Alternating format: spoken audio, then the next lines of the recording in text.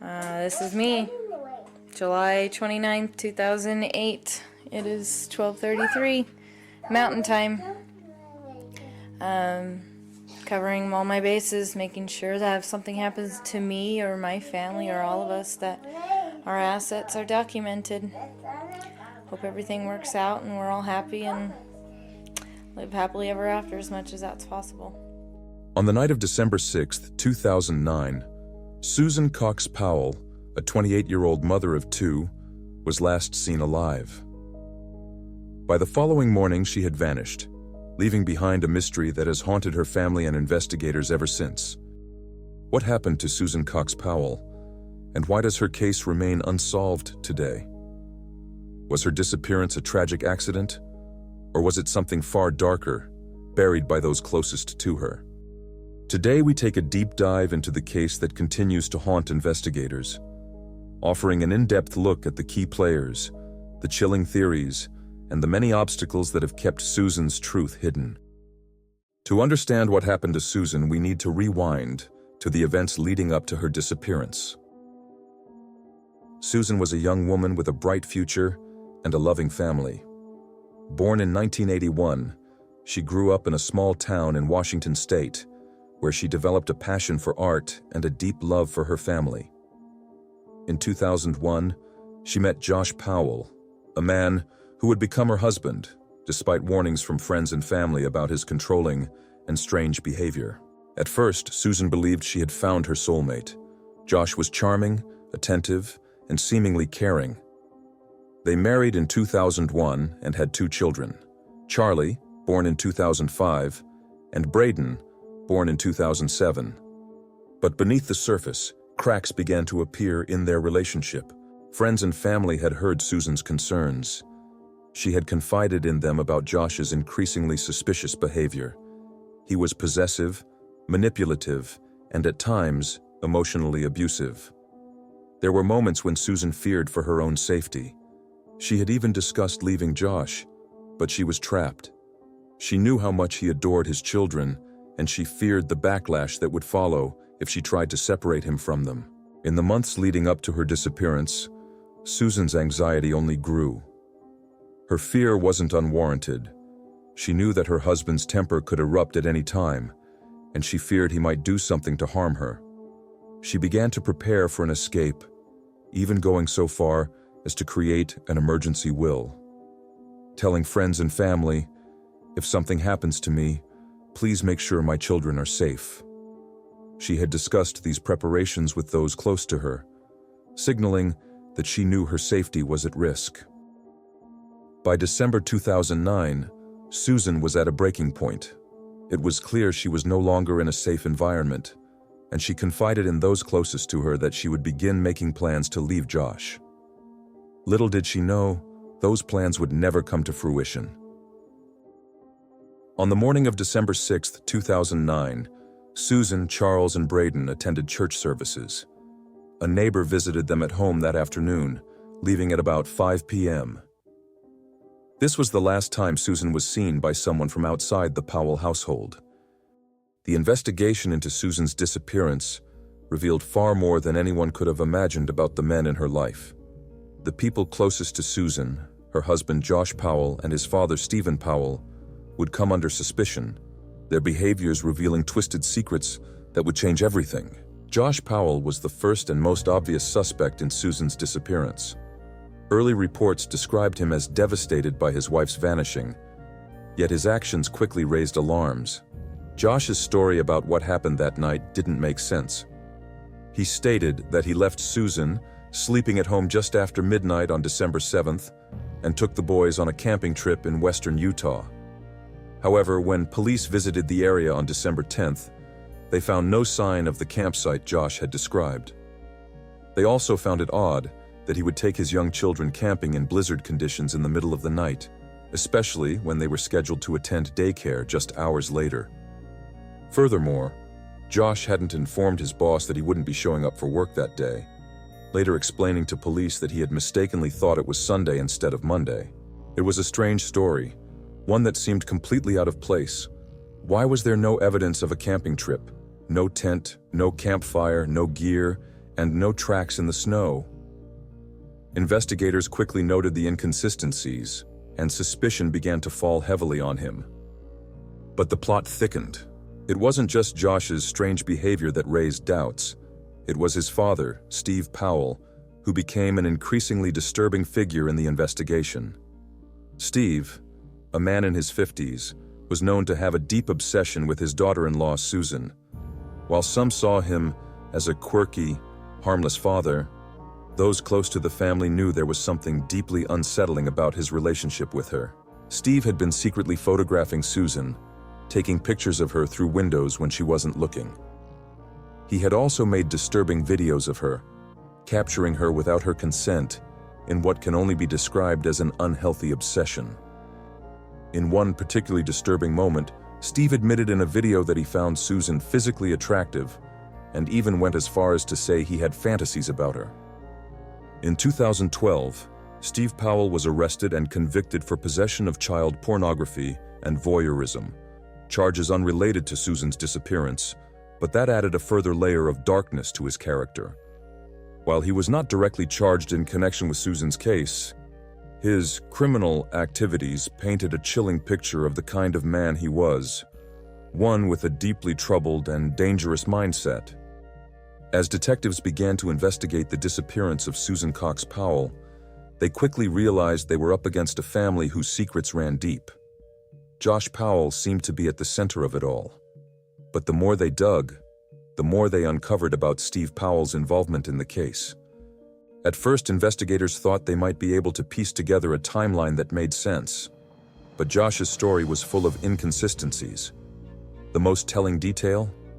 When Josh claimed he left for the camping trip, he said that Susan was asleep when he left.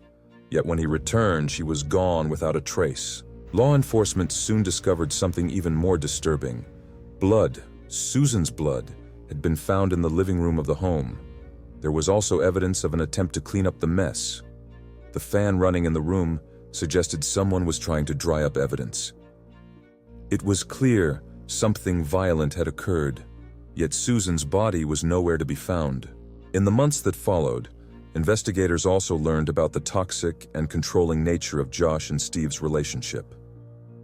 Josh had been abusive towards Susan for years, and his behavior towards the police was nothing short of suspicious. When questioned about his wife's disappearance, he became defensive, and at times refused to cooperate fully. He claimed that he didn't know where she was, yet his actions painted a different picture. The theories surrounding Susan's disappearance are both chilling and deeply unsettling. Many focus on Josh Powell, who had long been suspected of killing Susan. His controlling behavior, history of abuse, and evasive actions following her disappearance painted a grim picture. But Josh was not the only member of the Powell family to fall under scrutiny. His father, Steve Powell, was a central figure in the investigation. Steve's disturbing obsession with Susan raised questions about whether he might have played a role in her disappearance, or had knowledge of what happened. Adding to the intrigue was Josh's younger brother, Michael Powell. Michael was initially considered a quiet and reserved individual, living in Minneapolis at the time of Susan's disappearance. However, investigators later uncovered evidence that implicated Michael in possibly aiding Josh in covering up Susan's fate. One of the most suspicious discoveries was Michael's sudden decision to scrap a car shortly after Susan's disappearance. The vehicle, which had been in his possession, was deemed suspicious enough to warrant further investigation. Authorities believed it may have been used to transport or dispose of evidence. Despite this, no definitive proof ever surfaced, leaving Michael's true role in the case an unanswered question. Michael's actions and secrecy weighed heavily on the investigation, but the truth may never fully come to light. On February 11, 2013, Michael took his own life by jumping from the roof of a parking garage in Minneapolis. He left no note or explanation, and his death added another tragic layer to the already devastating story of the Powell family. Michael's suicide further fueled suspicions that he knew more about Susan's disappearance than he ever revealed. Many have speculated that he chose to end his life to avoid potential prosecution or to take to the grave any secrets he might have held about what truly happened to Susan. This development left investigators with yet another unanswered question in an already convoluted case. It also underscored the dysfunction and darkness within the Powell family, a family whose secrets have forever obscured the truth about Susan's fate. By 2012, the case had made little progress, but Josh Powell's life had begun to unravel. A judge had deemed him an unfit parent due to concerns about his erratic behavior and the disturbing findings involving his father, which included explicit materials and voyeuristic recordings. As a result, Josh lost custody of his two sons, Charlie and Braden, who were placed in the care of Susan's parents, Chuck and Judy Cox. However, Josh was still granted supervised visitation with his children. On February 5, 2012, during one of these supervised visits, Josh Powell carried out a horrifying and premeditated act that shocked the nation. The visit began like any other. That afternoon, the boys were brought to Josh's rented home in Graham, Washington, by a state-contracted social worker named Elizabeth Griffin Hall. She was tasked with supervising the visit to ensure the children's safety. When she arrived with Charlie and Braden, Josh opened the door, greeted his sons, and quickly ushered them inside. But then, in a chilling turn of events, he slammed the door shut and locked it, barring Griffin Hall from entering the house. Realizing something was terribly wrong, Griffin Hall called 911. Her initial report to the dispatcher was filled with urgency. Hey, I'm on a supervised visitation for a court-ordered visit, and something really weird has happened. The kids went into the house, and the parent, the biological parent, whose name is Josh Powell, will not let me in the door. What should I do? What's the address? It's 8119, and I think it's 89. I don't know what the address is. Okay, that's pretty important for me to know. As she continued to speak with the 911 operator, Griffin Hall became increasingly frantic. She tried to convey the life-threatening danger to the dispatcher, explaining that Josh had deliberately locked her out with the children inside. I need help right away. He's on a very short lease with CSHS, and CPS has been involved. And this is the craziest thing. He looked right at me and closed the door. Are you there? Yes, ma'am, I'm just waiting to know where you are. The delays and lack of escalation frustrated Griffin Hall, who desperately repeated her concerns. But while she waited outside the house, Josh Powell carried out his final monstrous act. And I'd like to pull out of the driveway because I smell gasoline and he won't let me in. You want to pull out of the driveway because you smell gasoline, but he won't let you... He won't let me in. He won't let you out of the driveway?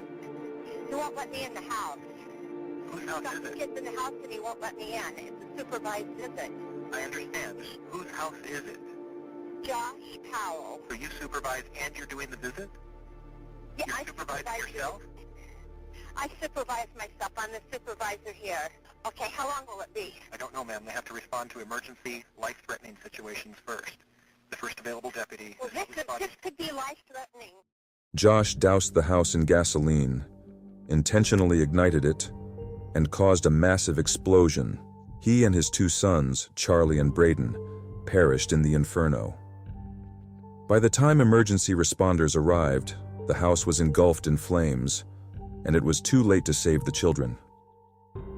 This devastating event left Susan's family and the public in shock and grief.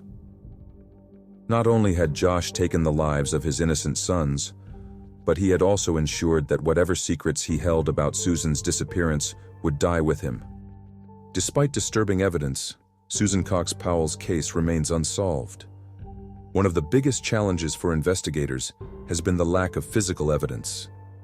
Without Susan's body, authorities could not charge Josh Powell with her murder. While blood matching Susan's DNA was discovered in the living room of the Powell home, along with signs of an attempted cleanup, it was not enough to build a definitive case against Josh. Josh Powell's refusal to cooperate with investigators further hindered the case. His strange behavior, such as taking his children on a midnight camping trip during a snowstorm, and his inconsistent accounts of events, raised suspicions. However, Legal obstacles remained. Without solid proof of foul play, prosecutors could not bring charges against him. As of today, Susan Cox Powell's case remains open but unsolved. In 2012, Josh Powell's tragic actions, murdering his 2 young sons and then taking his own life, shocked the nation and left many wondering if the truth would ever come to light. With Josh's death, the possibility of learning the full truth about Susan's disappearance became more remote. In the years since, new evidence has surfaced, adding both intrigue and frustration to the case. Investigators discovered a chunk of melted metal and charred wires in Josh Powell's minivan shortly after Susan was reported missing. At the time, they speculated the object might have been a destroyed phone, GPS device, or hard drive, potentially linked to Susan's disappearance. Years later, an experiment by KSL's Cold podcast suggested a different theory. The object was likely a rigid brand impact driver, part of a toolset Josh owned, with all other tools accounted for except this one. Police records revealed that Josh had purchased an oxyacetylene torch and large tanks of gas weeks before Susan vanished, claiming he wanted to make jewelry. Investigators later found an encrypted file titled "Welding Instructions" on Josh's computer, created just days before Susan disappeared, but its contents remain a mystery. Evidence showed the torch was used to destroy a metal object in the garage of the Powell home shortly after Susan's disappearance, further implicating Josh in a deliberate effort to hide evidence. For Susan's family, the search for closure continues, but with each passing year, the hope of finding answers dims.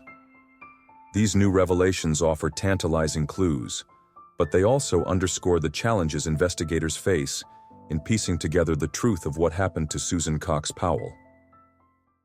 Did Josh Powell murder his wife? And if so, why? What role did Steve Powell play in the disappearance?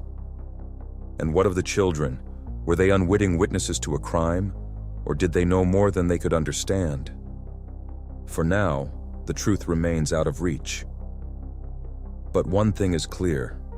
Susan Cox Powell's case is a reminder of how fragile our perceptions can be, and how even the most seemingly ordinary lives can hide a darkness too deep to imagine.